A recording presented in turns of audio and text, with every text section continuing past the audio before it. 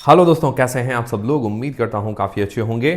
तो दोस्तों, जब भी हम म्यूचुअल फंड वगैरह बाय करने जाते हैं तो बहुत सारे कन्फ्यूज़न जो है हमारे सामने आते हैं। तो पहला कन्फ्यूज़न तो ये सामने आता है कि भाई कौन सा फंड हम लें, किस फंड के अंदर इन्वेस्ट करें, ये कन्फ्यूज़न रहता है। और कौन सी कंपनी के फंड्स के अंदर इन्वेस्टमेंट करें, ये भी थोड़ा कन्फ्यूज़न रहता है, ताकि पैसे वगैरह डूब ना जाए। और दूसरा सबसे बड़ा कन्फ्यूज़न ये रहता है कि एसआईपी कराएं या लमसम पैसा डालें। तो पहला जो कन्फ्यूज़न है आपका कि भाई कौन सा फंड लें और कौन सी कंपनी का लें, तो देखिए ये अपनी पसंद के ऊपर है।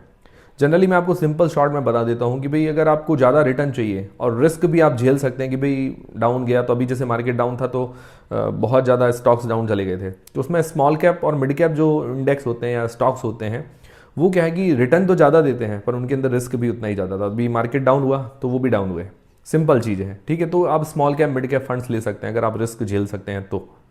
दूसरा, अगर आप रिस्क ज़्यादा नहीं झेलना चाहते तो लार्ज कैप फंड्स आप देख सकते हैं, जो स्लो ग्रोथ करेगा, स्लो रिटर्न देगा पर गिरेगा भी कम, मतलब कम रिस्क वाला।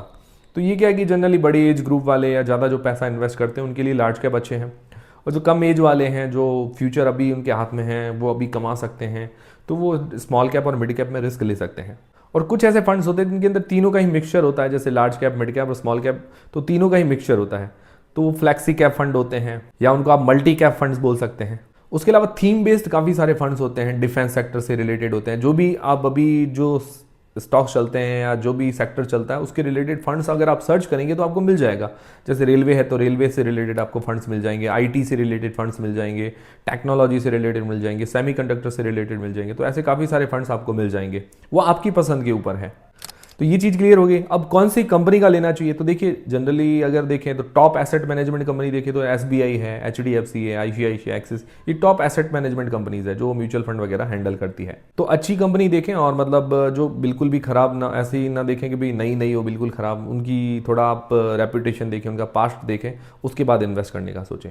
वैसे म्यूचुअल फंड आपका तो आपके पैसे तो कहीं नहीं जाएंगे, डूबेंगे तो नहीं, बट थोड़ा बहुत क्या है कि हमें ध्यान रखना चाहिए कंपनीज वगैरह का।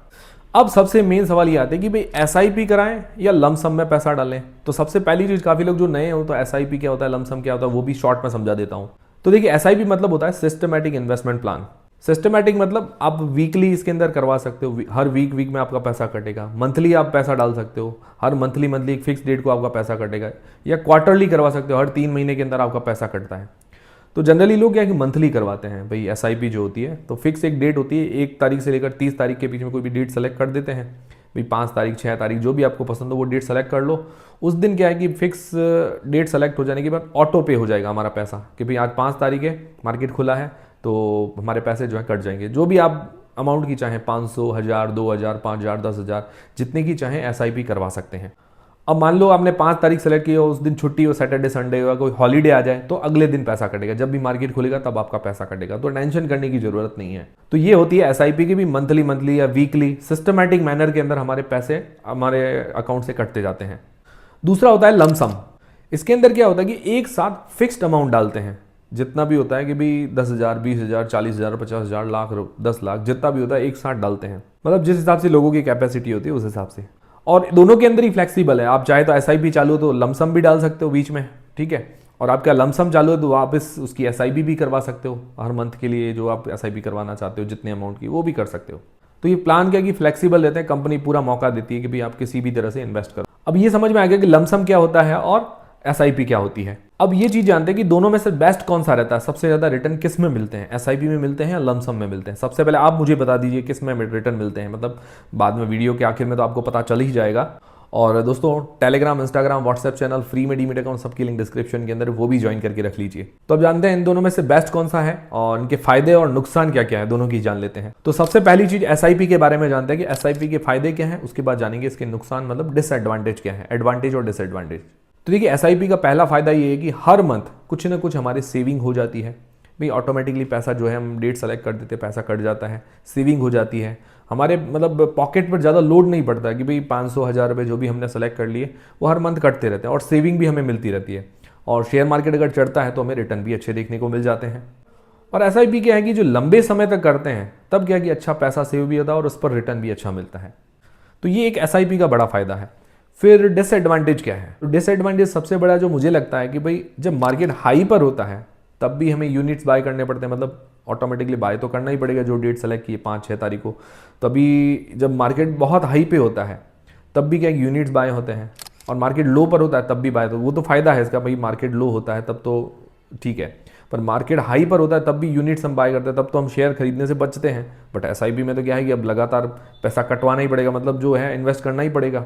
तो उस टाइम क्या है कि डिसएडवांटेज हो जाता है कि भाई पैसा हाई के ऊपर इन्वेस्टमेंट होता है तो क्या एवरेज जो है हमारा वो बिगड़ जाता है, फिर इन्वेस्टमेंट का जो रिटर्न है वो थोड़ा सा कम देखने को मिलता है। बट ओवरऑल अगर आप लॉन्ग टर्म में जाएंगे तो इतना ज़्यादा इफेक्ट नहीं पड़ेगा, बट थोड़ा बहुत इफेक्ट तो डालता ही है।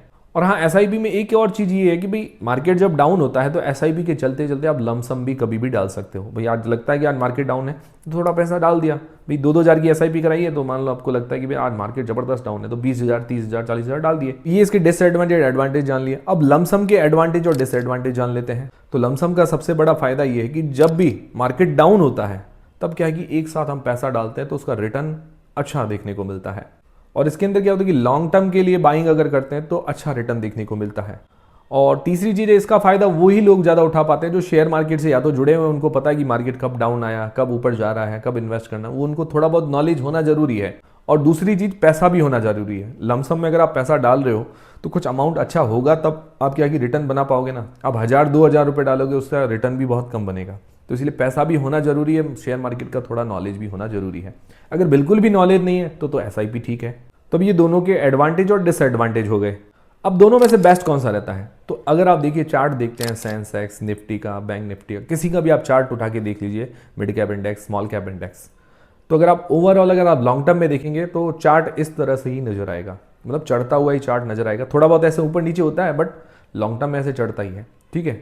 तो लमसम में क्या फ़ायदा होता है कि मान लो आपने कोई भी एक साल के अंदर भाई 2010 में कहीं पर भी आपने पैसा डाला, लमसम 50,000 रुपये डाले, भाई सेंसेक्स इंडेक्स के अंदर डाल दिए, BSE 30 होता है इंडेक्स, इसका भी म्यूचुअल फंड आता है BSE 30 म्यूचुअल फंड, तो उसके अंदर डाल दिए।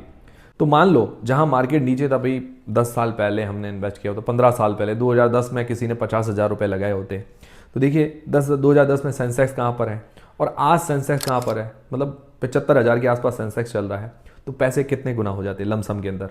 तो लमसम का ये फ़ायदा है कि भाई जब मार्केट डाउन होता है या पैसे एक साथ तो हमने डाल ही दिए हैं, उसके बाद तो हमें रिटर्न ही मिलना है।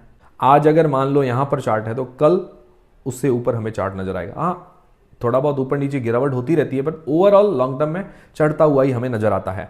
और जबकि एसआईपी में क्या होता है कि भाई हमारी एसआईपी चालू है, हमने 2010 में भी पैसे डाले, 2011 में भी डाले, मतलब चढ़ते हुए मार्केट ले ही रहे हैं, तो उसके अंदर क्या एवरेज आउट करेंगे ना, तो भाई उसका जो रिटर्न थोड़ा सा हमें कम देखने को मिलेगा लमसम से। बट एसआईपी में एक ये फायदा है कि भाई थोड़ा थोड़ा अमाउंट जिसके पास है, थोड़ी सेविंग है, तो उनके लिए बहुत बेनिफिट है, और जिनके पास ज़्यादा पैसा है उनके लिए लमसम ज़्यादा बेनिफिट है। तो आपको कौन सा बेनिफिशियल लगा वो मुझे कमेंट करके ज़रूर बताइएगा, और ये वीडियो आपके लिए हेल्पफुल रहा या नहीं रहा है वो भी मुझे कमेंट करके ज़रूर बताइएगा। मुझे पता है काफ़ी लोगों को ये कन्फ्यूजन होता है कि लमसम में डाले पैसा या एसआईपी करें क्या। तो कन्फ्यूजन दूर हुआ है तो वीडियो को लाइक जरूर करें, कमेंट करके जरूर। मिलते हैं दोस्तों अगले वीडियो के अंदर। Telegram, Instagram, WhatsApp channel, free में डीमैट अकाउंट सबकी लिंक डिस्क्रिप्शन के अंदर है।